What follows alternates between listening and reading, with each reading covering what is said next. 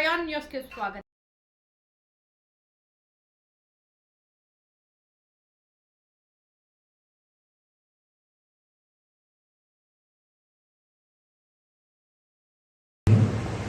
అయితే నేను ఒకటే క్వశ్చన్ అడుగుదాం అనుకున్నాను మీ అందరినీ. హ్యూమన్ రైట్స్లోకి ఎందుకు వచ్చారు మీరు? ఎవరైనా సరే మీరు అక్కడి నుంచి సమాధానం చెప్పండి. ఎందుకు వచ్చారు?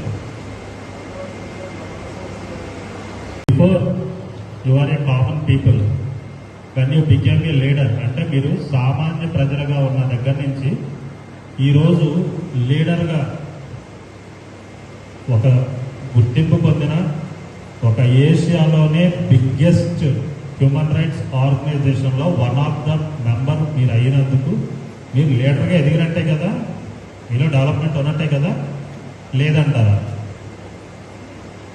ఓకే, ఒక లీడర్గా ఎదిగినందుకు ముందు మీకు ఉండవలసిన ప్రైమరీ క్వాలిటీ ఏంటంటే, కామన్ పీపుల్గా ఉన్నప్పుడు మీరు ఎలా అయితే ఉన్నారో అంతకంటే ఇప్పుడు లీడర్ అయిన తర్వాత పూర్తిగా అడిగిపోవాలి. ఎదిగే కొద్దీ వదగాలి. మన పవర్ ఎంతైతే పెరుగుతుందో, మన పవర్ పెరిగే కొద్దీ జనాల పట్ల మనం నడుచుకునే తీరు, ఆప్యాయత, అభిమానం, శత్రువును కూడా మనం కలుపుకునే గుణం పెరగాలి.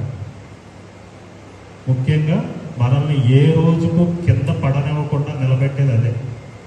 మీకు తెలుసు కదా, పెరుగుట పెరుగుతాడు. అహంకారం ఎప్పుడు పెరుగుతుంది?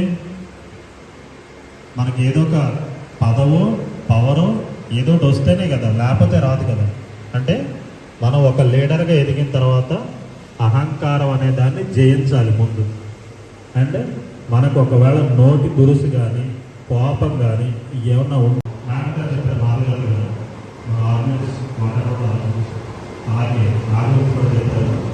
రైట్, వాళ్ళు మ్యాక్సిమం 90% జిల్లాలోనే ఒక 5% అడుగులు చేశారు. ఆలోచన పక్కన పెడితే సరే, మీకు ఈరోజు